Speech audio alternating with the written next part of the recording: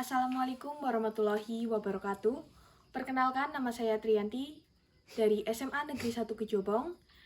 Di sini kami akan mengupas lebih dalam lagi tentang asal-usul Desa Langgar, Kecamatan Kejobong, Kabupaten Purbalingga dengan narasumber kami yaitu Pak Sudino dan pewawancara kami yaitu Nindi Maulina. Kepada Nindi Maulina, saya persilahkan. Assalamualaikum warahmatullahi wabarakatuh. Jadi saya Nindi Maulina dari SMA Negeri 1 Kejobong bersama teman-teman saya ingin mengetahui lebih dalam tentang asal-usul Desa Langgar, mengapa bisa dinamakan Desa Langgar gitu. Boleh diceritakan secara singkat? Terima kasih kepada adik-adik dari SMA Negeri 1 Kejobong, Kabupaten Purbalingga yang telah datang di rumah saya ini di Desa Langgar dan mempunyai tujuan untuk ingin tahu tentang asal-usul Desa Langgar.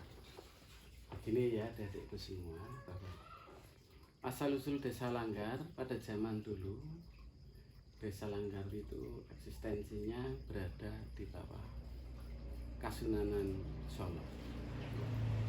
Dari Kasunanan Solo ini memang Desa Langgar pada waktu itu belum punya nama sebagai Desa Langgar.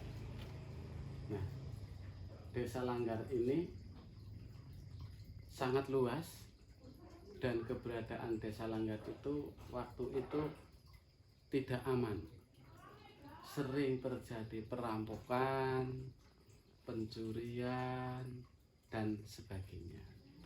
Sehingga pada zaman dulu rumah-rumah Desa Langgar di sini itu banyak yang di sebelah rumahnya, karena masih rumahnya rumah geribik dari bambu, itu di belakang atau di sebelahnya itu masih banyak yang namanya itu apa, kalau bahasa Lowarangnya itu sangkrah, agar tidak terjadi pencurian ataupun perampokan.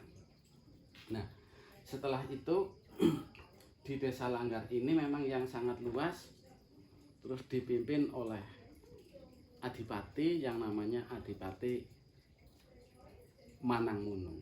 Nah, Adipati Manangmunung ini keberadaannya di Dusun Karanganyar. Dikatakan Manangmunung karena tempatnya sangat terpencil, sangat tinggi, sehingga dengan bahasa di sini ya Manangmunung dan juga terpencil. Daerahnya sangat luas. Terus meliputi Desa Nangkot, Desa Kedarpan. Untuk bahasa sekarang, kalau dulu kan belum ada namanya Desa Langgar. Nah, karena keberadaan desa tersebut tidak aman, sering ada pencurian, perampokan dan sebagainya, akhirnya pada suatu saat ada pendatang dari Kasunanan Solo juga, itu yang berada di wilayah utara bagian timur, itu datang seorang adipati asal usulnya dari Solo juga, bernama Minangkoda. Kalau sekarang diberi julukannya Mbah Minangkoda. Terus sebelah utara bagian barat itu ada lagi datang seorang adipati yang namanya Adipati Padureksa. Nah, akhirnya karena desa tersebut keadaannya tidak tentram, akhirnya dari para adipati itu diangkat sebagai adipati di Desa Langgar, tapi sebelah utara. Nah, Adipati Minangkoda itu untuk mengamankan daerah sebelah, dulu julukannya sebelah lor, sebelah kulon kayak gitu. Sebelah lor bagian timur. Sedangkan Adipati Paduraksa sebelah lor bagian kulon. Nah, setelah itu keadaannya aman, damai, sejahtera, karena para penjambret ataupun para perampok itu sudah ketakutan karena waktu itu diberi hukuman yang sangat berat apabila orang-orang tersebut ketika mencuri, merampok dan sebagainya hukumannya sangat berat, sehingga posisi keadaannya sangat aman dan damai. Nah, begitu juga untuk keadaan pajak. Kalau dulu istilahnya bukan pajak tapi iuran bangunan atau yang namanya upeti, itu bagian lor kulon dari Adipati Paduraksa itu selalu setor kepada Adipati Manangmunung. Bagian lor wetan juga pajak hasil bangunan dan sebagainya itu setor kepada Adipati Manangmunung. Nah, tetapi setelah berjalannya waktu itu para adipati itu tidak pernah setor. Nah, sepeninggal daripada Adipati Manangmunung itu digantikan oleh Adipati Penawangan. Itu juga makamnya berada di Dusun Karanganyar di sebelah selatan, juga di tempat-tempat yang tinggi.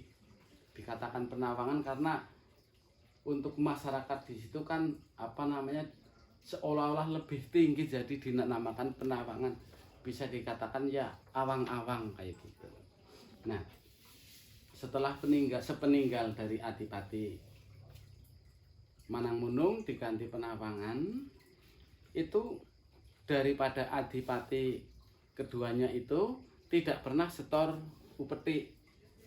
Nah, sehingga Adipati Penawangan dipanggil dari Kasunanan Solo, ditanya bagaimana untuk Desa Langgar kok tidak pernah menyetorkan pajak ataupun upeti.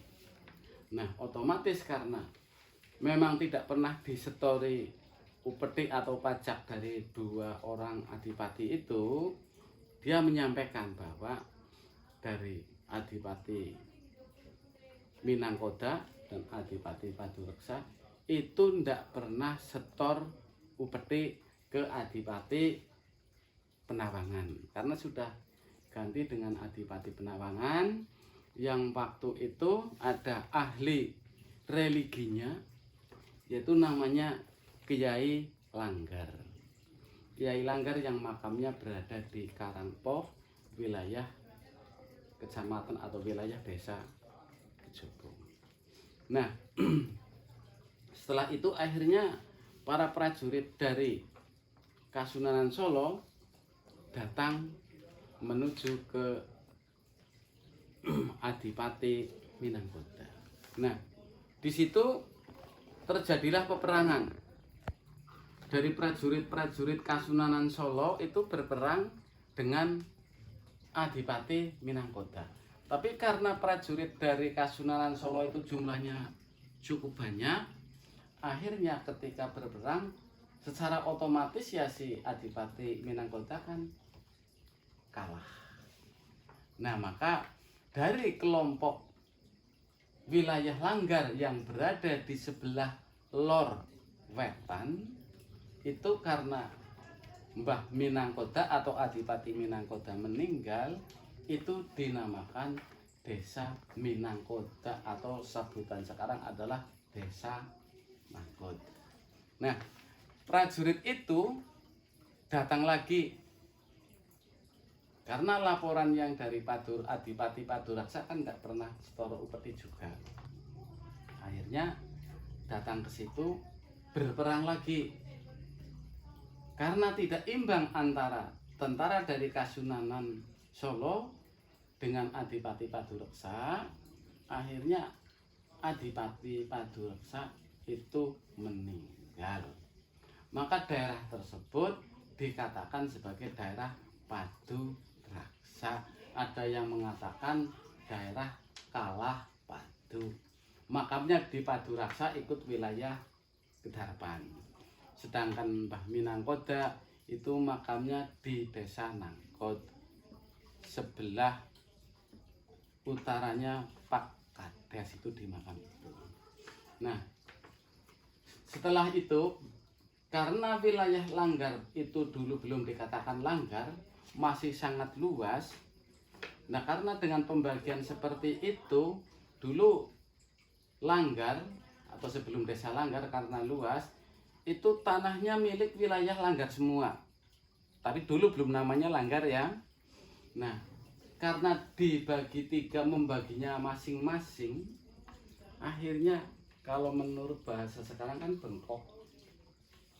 Karena bengkoknya berada di sebelah utara semua, akhirnya bengkok itu yang sebelah lor wetan itu dimiliki oleh desa Nangkut. Sedangkan sebelah lor kulon dimiliki oleh desa Kedarpan. Sehingga desa Langgar sampai hari ini tidak memiliki tanah bengkok. Dan selanjutnya dari ahli religinya waktu itu Mbah Kiai Langgar itu meninggal, dikubur di makam Karangpoh desa Kejobong, digantikan ahli religinya yang namanya Kiai Adeg. Kiai Adeg juga makamnya berada di Karangpoh, itu desa masuk desa Kejobong. Nah, dengan adanya para adipati yang tidak jujur, senangnya main hakim sendiri dan tidak menyetorkan hasil-hasil pertanian ataupun peti dan sebagainya, itu adalah sebagai contoh tingkah laku manusia yang serakah.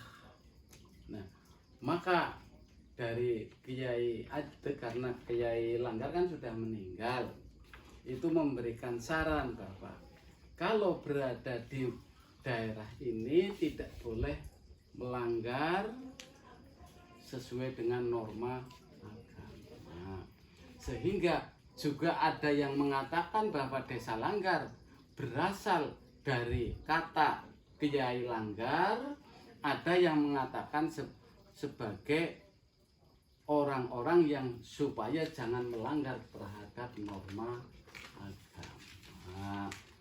Nah, makam-makam tersebut antara makam dari Adipati Manangmunung, Adipati Penawangan, itu dulu dipercaya bahwa kalau orang-orang yang mau ingin menjabat sebagai kepala desa atau sebagai onder, dulu kan di sini belum namanya polisi desa, itu ada namanya onder. Onder itu mengepalai beberapa polisi desa. Karena di desa Langgar ada 5 dusun, berarti mengepalai 5 polisi desa dipimpin oleh onder. Onder langsung bertanggung jawab kepada lurah, kalau dulu lurah, sekarang kepala desa. Lah, tempat makam-makam tersebut dipercaya mempunyai kekuatan ataupun energi-energi yang cukup bagus, sehingga kalau ingin menjadi pejabat, misalkan kepala desa, onder, terus polisi desa, ataupun bau, sekarang kadus, dulu masih bau, itu kalau ingin menjabat seperti itu harus bertapa dulu di makamnya Adipati Manangmunung ataupun Adipati Penawangan.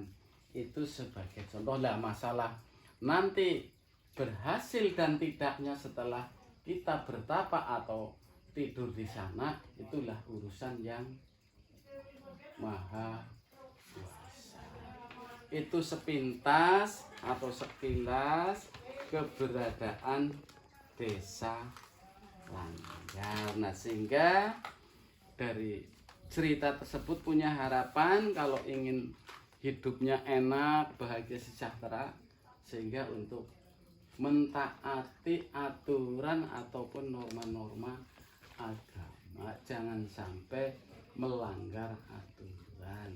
Kalau yang melanggar aturan, contohnya tadi seperti Mbah Minangkoda sama Adipati Padureksa. Sehingga mari kita berbuat yang baik-baik. Itu sekilas. Dan kalau lebih jelasnya nanti membaca buku saja di sini. Itu ulasannya seperti itu. Terima kasih dari saya, dari narasumber. Saya akhiri, wabillahi taufiq wal hidayah. Wassalamualaikum warahmatullahi wabarakatuh. Mungkin ada yang masih perlu ditanyakan. Kalau saya bisa menjawab, insya Allah saya menjawab. Baik, terima kasih Pak atas penjelasannya mengenai asal-usul Desa Langgar. Sangat membantu kami dalam membuat laporan tentang asal-usul Desa Langgar, Kecamatan Kejomong. Jadi, sekian dari kami. Wassalamualaikum warahmatullahi wabarakatuh. Waalaikumsalam warahmatullahi wabarakatuh. Dan juga saya mohon saran kritik yang kira-kira dari sekilas asal usul Desa Langgar, saya mohon kritiknya, karena untuk sekarang kan untuk mencari narasumber yang lebih tua itu tidak ada. Kembali ke situ tadi, sehingga dari makam-makam tersebut pada zaman dulu dipercaya sebagai punden, ya, punden. Tapi kalau sekarang kan kelihatannya sudah tidak begitu meyakini sekali. Tapi ini bukan untuk diyakini, tapi ini kan termasuk sejarah keberadaan Desa Langgar. Terima kasih.